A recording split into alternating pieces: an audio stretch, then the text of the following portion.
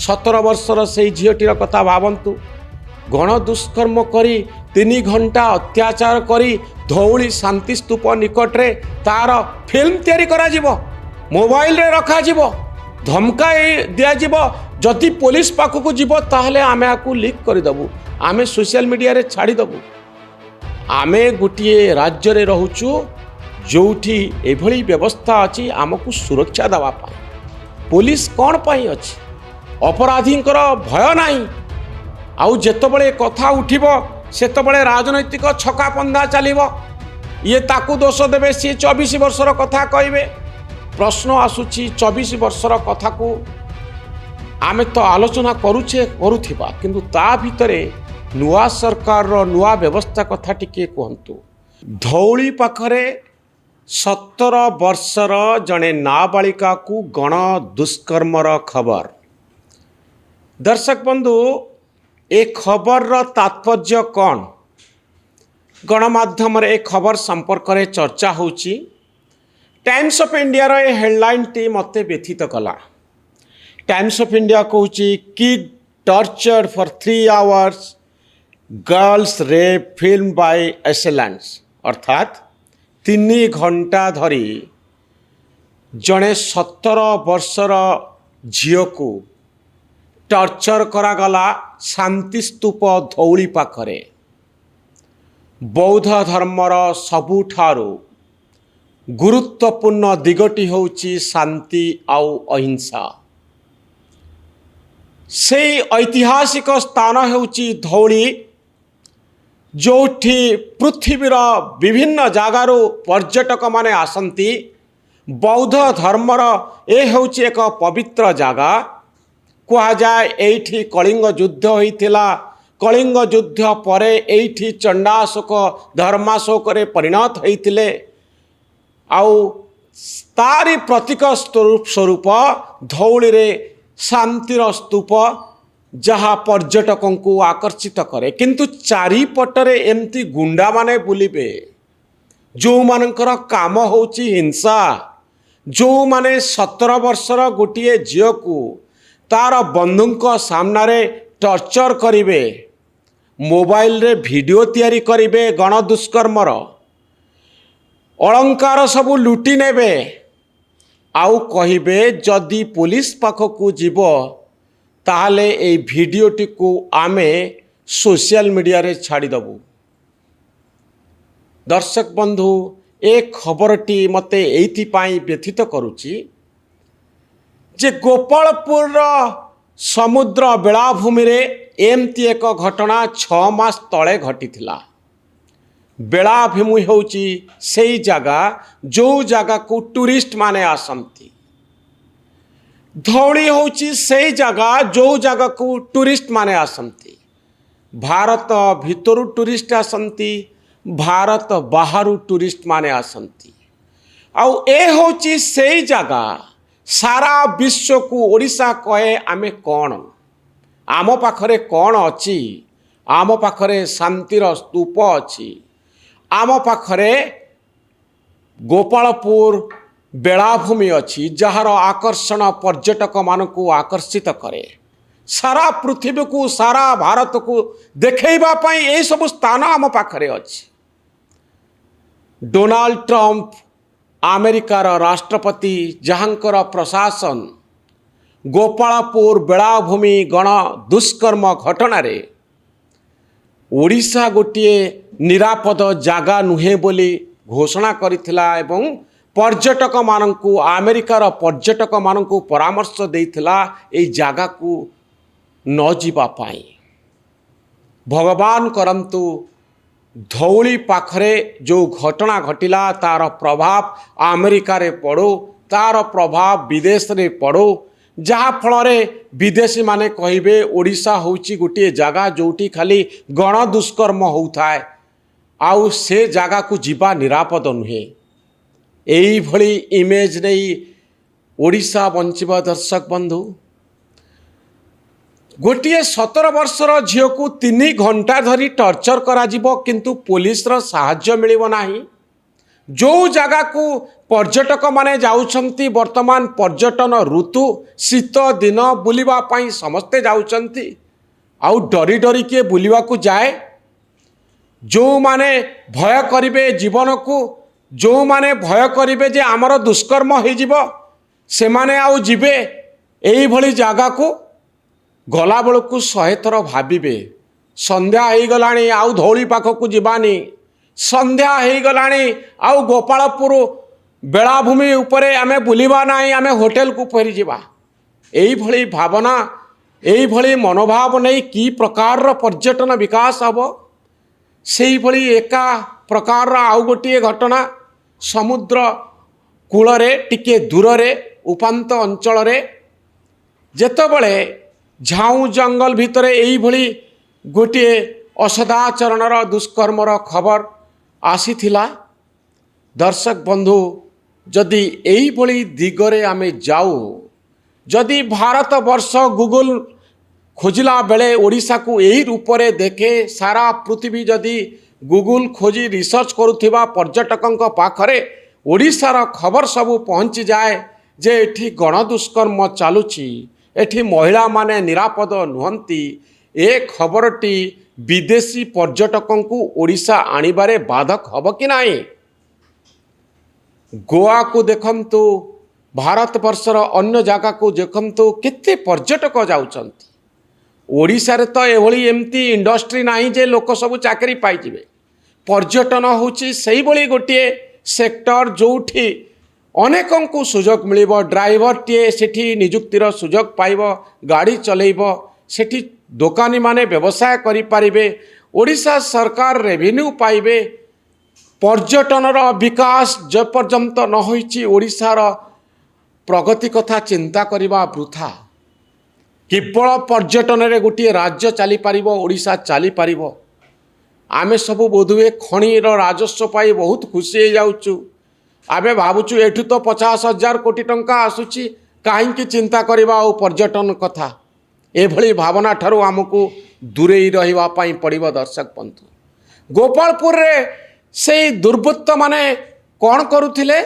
से माने पॉकेट रे कंडम पुरेइथिले पॉकेट रे कंडम पुरेई सुचिंतित भाव रे अपराधी माने बेलाभूमि रे बुलुथिले कोठी जन को भेटिबे आउ ताकू गणदुष्कर्म करिवे कंडम धरी किए बुले अपराधी माने कंडम धरी बुलिबे बेलाभूमि रे।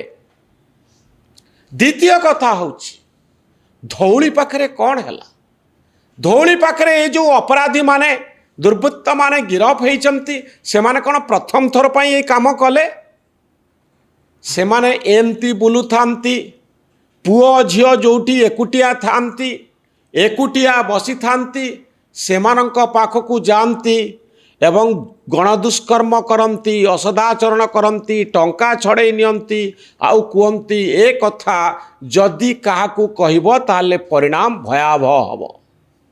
17, 18, 20, 22 वर्षर युवक युवती माने जो माने बयस रे कम जो मानकर भितरे सेही परिपक्वता आसी न थाए से माने लुचि छपी प्रेम करुथांती ये गोटे साधारण घटना युवक युवती भितरे किशोर किशोरी भितरे संपर्क सृष्टि हबारे कौनसी असुविधा नाही जो माने निज बंधु को धरी बांधवी को धरी पर्यटन स्थल को जाती बुलिबा पाई निरोला स्थान रे बसी थांती तांकू कोन आपण एमती दोष दे पारिबे कहि पारिबे जे आपण भूल करुथिले काहींकी धौली पाखकू जाउथिले निज बंधुଙ୍କ सहित बांधवीଙ୍କ सहित जोठी गणदुष्कर्मर आशंका रही ए परामर्श तो आपण दे पारिबे नाही।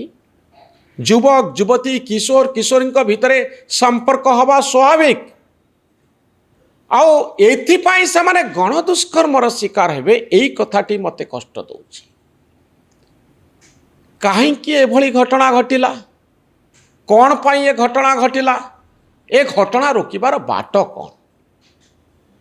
दर्शक बंधु ए संपर्क में आमको 1000 बार चिंता करिवार अछि ओडिशा सरकार को धन्यवाद दबा यह एक रेड फ्लैग केस करा जाइछि भल भाव में प्रमाण संग्रह करा जिवो निर्दिष्ट दिन भितर फास्ट ट्रैक करा जिवो ए विचार व्यवस्था को एवं अपराधी को दंड दवा पाई सरकार सबु प्रकार व्यवस्था करिवे, ऑफिसर अटैच रहिबे एवं गोटिए एग्जाम्पलारी उदाहरण सृष्टि कला भली दंड दियाजिबो। एथिपाई रेड फ्लैग केस करा जाइछि। क्राइम ब्रांच रो उपरिस्थ कर्मचारी माने आईपीएस ऑफिसर माने आकु देखुचंती भल कथा, धन्यवाद दवा।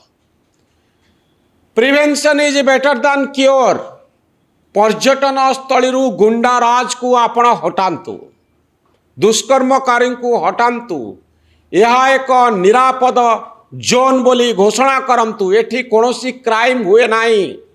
पर्यटन स्थली आख पाखरे एभली व्यवस्था करंतु ताहा एक क्राइम फ्री जोन, यह अपराध मुक्त अंचल। पशु पक्षी जदि आमे अभयारण्य सृष्टि करिचे, कहिचे जे एठी पशु पक्षी मानकु केही मारी पारिबे नहीं, एमाने निर्भय बुली पारिबे। मनीष बुलिबा पाई सेभली स्थानटीए रहिबो नाही विश्व प्रसिद्ध पर्यटन स्थली पाखरे। आमे ताकु क्राइम फ्री जोन करि परिबा नाही, अपराध मुक्त अंचल। एवं बदनाम हब धौली स्तूप, बदनाम हब समुद्र बेलाभूमि अंचल गोपालपुर, जहाकू आमे पाथेय करी आमर रेवेन्यू बढ़ाऊचु, जहाकू पाथेय करी आमे आमर परिचय तैयारी करूचु सारा विश्व रे, सारा भारत वर्ष रे। थरे चिंता करंतु सेई 17 वर्षर झीलटीर कथा। थरे चिंता करंतु जो माँ साहस करी निज झील को नहीं धौली थाना रे पहुँचला, आउ प्रथम थर पाई जेतबले झील माँ को कहितला जे मोर चेन को लुटी नेले बोली, मोर अलंकार को लुटी नेले बोली, परवर्ती समय से माँ झील ठारू शुणिला अत्याचार कहानी, दुष्कर्म कहानी। साहस करी झील को नहीं माँ पहुँचला धौली थाना रे, आउ केस आरंभ होला। आपण थरे चिंता करंतु, पुलिस पाखरे पहुँचवा सहजरे निज कथा कहवा, इन्वेस्टिगेशन स्टार्ट करवा एते सहज नुहे। आम व्यवस्था रे थाना को आउ डाक्तरखाना को बिना सहायता रे, बिना जड़े प्रभावशाली व्यक्ति सहायता रे जदि आपण जीवे आपण फल पाइबे नाही। दर्शक बंधु, थाना को सही भली तैयारी करंतु। विशेष करी धौली थाना जे धौली शांतिस्तूप निकट रे अछि, एमानकर गोटे बड़ भूमिका रही। Crime free zone hub Dhauli, crime free zone hub Puri, crime free zone hub Bhubaneswar Lingaraj मंदिर अंचल, समुद्र बेलाभूमि अंचल, भूमि अंचल, कोणार्कर बेलाभूमि अंचल। एथिपाई जेते मूल्य दबाकू पड़ू पछे सरकार प्रस्तुत रुहंतु, पुलिस प्रस्तुत रहू, नले बदनाम हब, ओडिशार परिचय माटीरे लुटिब एवं केही ओडिशा को सीरियसली नेबे नाही। आमे बिहार नुह कि उत्तर प्रदेश नुह, ओडिशा सारा विश्व रे गोटे शांतिप्रिय राज्य भाव में परिचय तैयारी करिछि। ए परिचय को भुलुंठित करबा पाई आमे दबा उचित नुहे। ए केस उपरे नजर रखंतु दर्शक बंधु। सरकार ए केस को सीरियसली ने गोटे एग्जाम्पल तैयारी करंतु जे पर्यटन स्थली रे जदि आपण एई भली काम करिवे क्षमा पाइबे नाही। अंततः 3 मास भितरे आपण ए केस को फाइनल करंतु, दोषी को दंड दियंतु, आउ सारा विश्व को जणांतु जे आमे किभली भाव में क्राइम फ्री जोन तैयारी करूचु पर्यटन स्थली रे। आपण माने निरापद रे आसंतु, एठी केही आपण किछि करि परिबे नाही। आपणकर आपण निरापद रे आसीबे, निरापद रे जिबे। एथिपाई सरकार एभली घटना को प्रशमित करबा पाई, लोकन को खुशी करबा पाई कोनोसी निष्पत्ति नियंतु नाही। दया करी आपण निष्पत्ति नियंतु जे गोटे नुआ व्यवस्था तैयारी करबा पाई। एभली खबर आमे आउ देखिबा को पाइबो नाही। सेथिपाई जहा दरकार ताहा करिबो। Tourist police रुहंतु। टूरिस्ट अंचल रे जदि कोनोसी कॉल आसुची एभली असदाचरणर तुरंत पुलिस एक्शन नो। एथिपाई स्वतंत्र फोर्स तैयारी करंतु।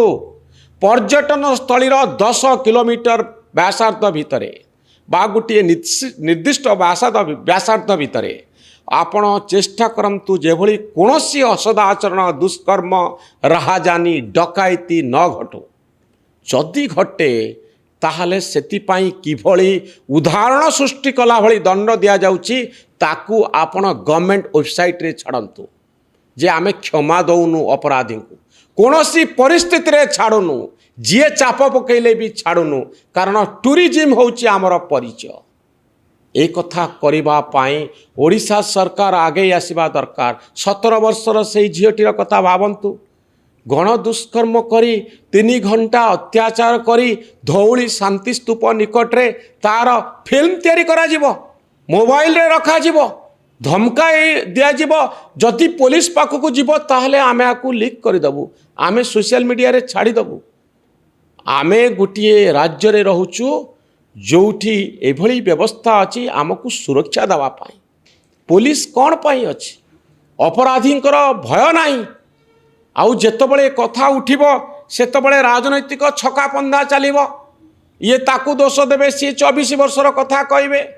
ପ୍ରଶ୍ନ ଆସୁଛି 24 ବର୍ଷର କଥାକୁ ଆମେ ତ ଆଲୋଚନା କରୁଥିବା, କିନ୍ତୁ ତା ଭିତରେ ନୂଆ ସରକାରର ନୂଆ ବ୍ୟବସ୍ଥା କଥା ଟିକିଏ କୁହନ୍ତୁ। ଆଉ ଚିନ୍ତା କରନ୍ତୁ କ୍ରାଇମ୍ ଫ୍ରି ଜୋନ୍ ତିଆରି କରିବା ପାଇଁ, ନଚେତ୍ ପର୍ଯ୍ୟଟନ ଅସୁବିଧାରେ ପଡ଼ିବ। ପର୍ଯ୍ୟଟନ ପାଇଁ, ଟୁରିଜିମ୍ ପାଇଁ ଚ୍ୟାଲେଞ୍ଜ ଆସିବ। ଆଉ ବିଦେଶୀ ରାଷ୍ଟ୍ରର କଟକଣା ଲାଗିବ ଯେ ଆପଣ ଓଡ଼ିଶା ଯାଆନ୍ତୁ ନାହିଁ। ନିର୍ଭୟା ଘଟଣା ପରେ ସାରା ଭାରତ ବର୍ଷରେ ଚିନ୍ତା ପ୍ରକାଶ ପାଇଥିଲା, ଆଇନର ପରିବର୍ତ୍ତନ ହୋଇଥିଲା। ଆଉ ସେଇ ଅପରାଧୀମାନଙ୍କୁ ଦିଲ୍ଲୀର ସେଇ ଗଣଦୁଷ୍କର୍ମ ପରେ ଫାଶୀ ଦିଆଯାଇଥିଲା। ସେଇ କାମ ଓଡ଼ିଶା ସରକାର କରିବା ପାଇଁ ଚେଷ୍ଟା କରନ୍ତୁ ଯେ ରେଡ୍ ଫ୍ଲାଗ୍ କେସ୍ ଆପଣ କରିଛନ୍ତି।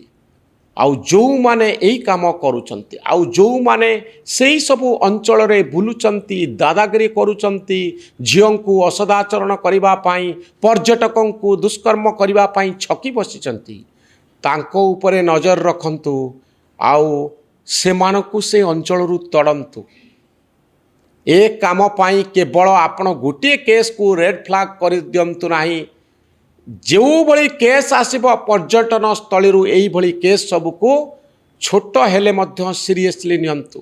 ଆଉ ଟୁରିଜିମ୍ ଯେଉଁଠି ଆମେ ପ୍ରମୋଟ୍ କରୁଛୁ ସେ ଅଞ୍ଚଳରେ ଯଦି କ୍ରାଇମ୍ ହୁଏ ତାହେଲେ ଏଇଭଳି କେସ୍କୁ ତ ଆପଣ କଲେ, ରେଡ୍ ଫ୍ଲାଗ୍ ଦେଇ ସେଇଭଳି ବ୍ୟକ୍ତିମାନଙ୍କୁ ଦଣ୍ଡିତ କରନ୍ତୁ ଏବଂ ଓଡ଼ିଶାର ପରିଚୟକୁ ବିଶ୍ୱରେ ଗୋଟିଏ ଶାନ୍ତିପ୍ରିୟ ରାଜ୍ୟ ଭାବରେ ରଖନ୍ତୁ। ନହେଲେ ଓଡ଼ିଶା ଦୁର୍ବଳ ହେବ, ଓଡ଼ିଶାର ପରିଚୟ ସଙ୍କଟରେ ପଡ଼ିବ। ଏ ଭିଡ଼ିଓଟି ଆପଣଙ୍କୁ କେମିତି ଲାଗିଲା ମତାମତ ରଖନ୍ତୁ। ଆମ ଚ୍ୟାନେଲ ନ୍ୟୁଜ୍ ରୁମ୍କୁ ସବସ୍କ୍ରାଇବ୍ କରନ୍ତୁ। ଆମ ଭଳି ସାମ୍ବାଦିକମାନଙ୍କୁ ଉତ୍ସାହିତ କରନ୍ତୁ। ଧନ୍ୟବାଦ, ନମସ୍କାର।